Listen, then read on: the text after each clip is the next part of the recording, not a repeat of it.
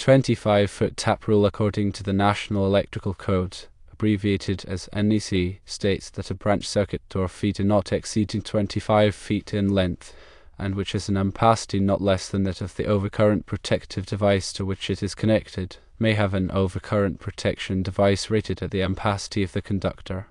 In this scenario, we have a 400 amps overcurrent protection device, abbreviated as OCPD tap.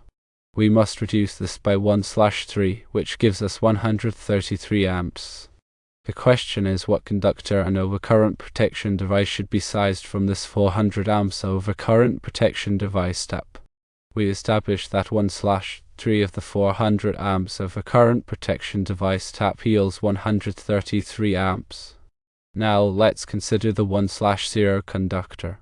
The ampacity of a 1/0 conductor is 150 amps. Based on the 25-foot tap rule, the required overcurrent protection device in amps is 150 amps. As the ampacity of the 1/0 conductor, which is 150 amps, is equal to or greater than the required overcurrent protection device ampacity, which is also 150 amps, you can confidently use a 150 amps overcurrent protection device for the 1/0 conductor. The crucial point here is to remember the 25-foot tap rule. If the tap conductor does not exceed 25 feet in length, and its ampacity is not less than the overcurrent protection device to which it is connected, then the overcurrent protection device can be rated at the conductor's ampacity. In our specific case, the conductor is 1/0 with an ampacity of 150 amps. Therefore, a 150 amps overcurrent protection device is appropriate. To further clarify the application of the 25-foot tap rule, consider the following steps. 1. Determine the load current being supplied by the tap. In this case, it's 1/3 of 400 amps, which equals 133 amps. 2. Select a conductor with an ampacity equal to or greater than the calculated load current. The 1/0 conductor with an ampacity of 150 amps satisfies this requirement. 3. Ensure the tap conductor's length does not exceed 25 feet. This is a critical limitation of the rule. 4. The overcurrent protection device protecting the tap conductor can be rated up to the ampacity of the conductor. In this case, that would be 150 amps. It's important to note that the National Electrical Code, abbreviated as NEC, specifies various requirements for conductor ampacity based on factors such as insulation type, temperature rating, and installation conditions. Always consult the relevant tables in the National Electrical Code to determine the correct ampacity for the selected conductor. The National Electrical Code also specifies requirements for overcurrent protection devices. It's imperative to select an overcurrent protection device with an interrupting rating sufficient for the available fault current at the tap location. Furthermore, the overcurrent protection device must be of a type listed for the intended application. Let's delve deeper into the National Electrical Code requirements for tap conductors. The 25-foot tap rule is outlined in the National Electrical Code, section 240.21.b.1. This section specifies the conditions under which tap conductors are permitted without overcurrent protection at the tap point. It is essential to carefully review this section to ensure compliance with all applicable requirements. In addition to the 25-foot tap rule, the National Electrical Code also includes other tap rules such as the 10-foot tap rule and the 100-foot tap rule. Each of these rules has specific requirements and limitations that must be adhered to. When designing electrical systems with tap conductors, it's crucial to carefully evaluate all applicable tap rules and select the rule that best suits the specific application. Furthermore, it is imperative to consult with a qualified electrical engineer or inspector to ensure compliance with all applicable codes and standards. Remember that the purpose of overcurrent protection is to protect conductors and equipment from overloads and short circuits. Improperly sized tap conductors or overcurrent protection devices can create a significant fire hazard.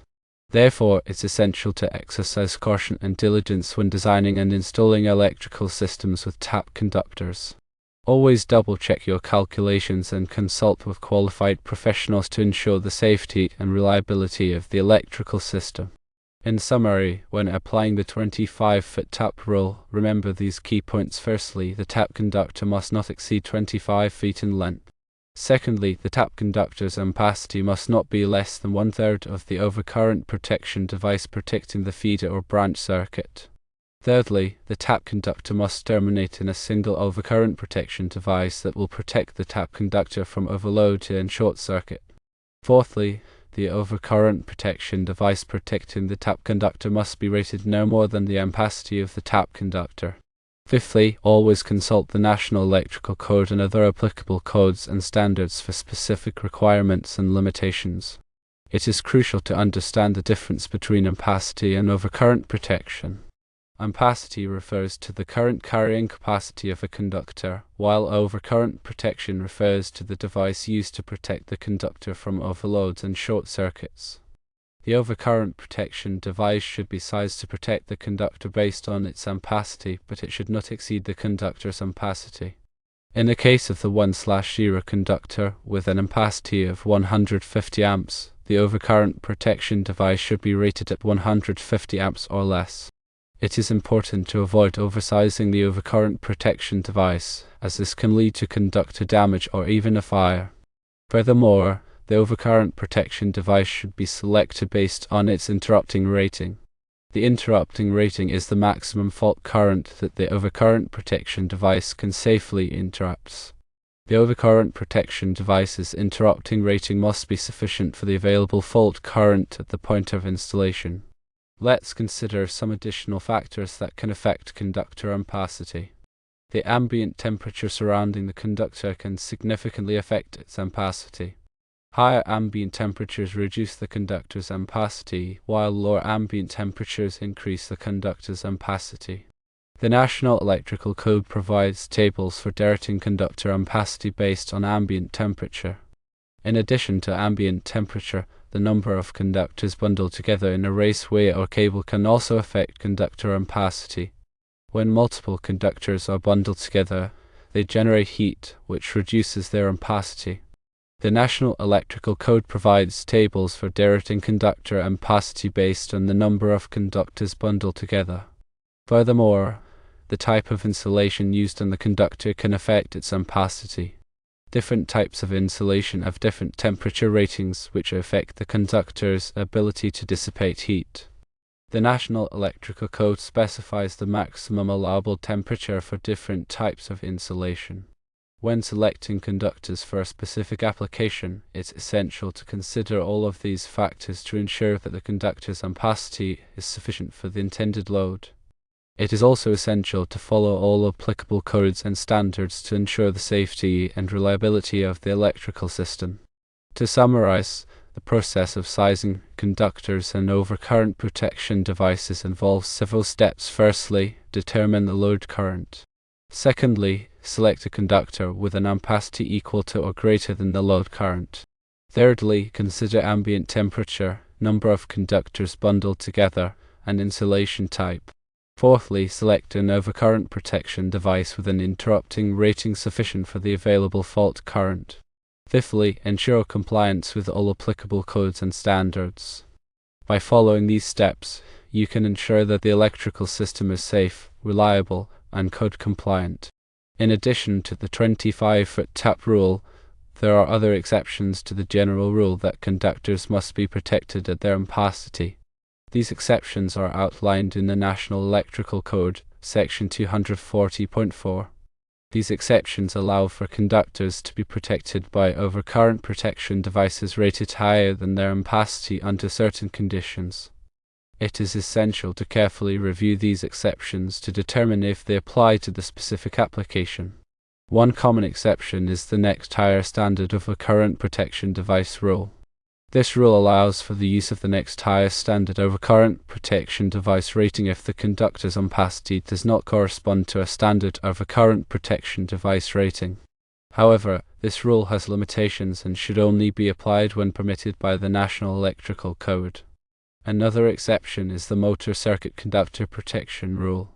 This rule allows for motor circuit conductors to be protected by overcurrent protection devices rated higher than their ampacity to accommodate the motor's inrush current during starting. However, This rule also has limitations and should only be applied when permitted by the National Electrical Code. When applying any of these exceptions, it's essential to carefully consider the potential risks and ensure that the electrical system is adequately protected. It is also essential to consult with a qualified electrical engineer or inspector to ensure compliance with all applicable codes and standards. In conclusion, the sizing of conductors and overcurrent protection devices is a critical aspect of electrical system design and installation. It is essential to understand the applicable codes and standards, as well as the factors that can affect conductor ampacity and overcurrent protection device selection. By following the guidelines outlined in the National Electrical Code and consulting with qualified professionals, you can ensure the safety, reliability, and code compliance of the electrical system. Always remember safety first when working with electricity. If you are unsure about any aspect of electrical system design or installation, consult with a qualified electrical engineer or inspector. Electricity can be dangerous, and it is essential to take all necessary precautions to protect yourself and others from electrical hazards. The information provided here is for educational purposes only and should not be considered a substitute for professional advice. Always consult with qualified professionals before making any decisions related to electrical system design or installation. Remember that the National Electrical Code is constantly evolving, and it is essential to stay up to date with the latest requirements. Subscribe to electrical industry publications, attend continuing education courses, and participate in industry events to stay informed about the latest changes in the National Electrical Code. By staying informed and seeking professional guidance, you can ensure that your electrical systems are safe, reliable, and code compliant. Finally, always remember that electrical safety is everyone's responsibility. By following safe work practices, using appropriate personal protective equipment, and staying informed about electrical hazards, you can help prevent electrical accidents and injuries. Let's all work together to create a safer electrical environment for ourselves and others.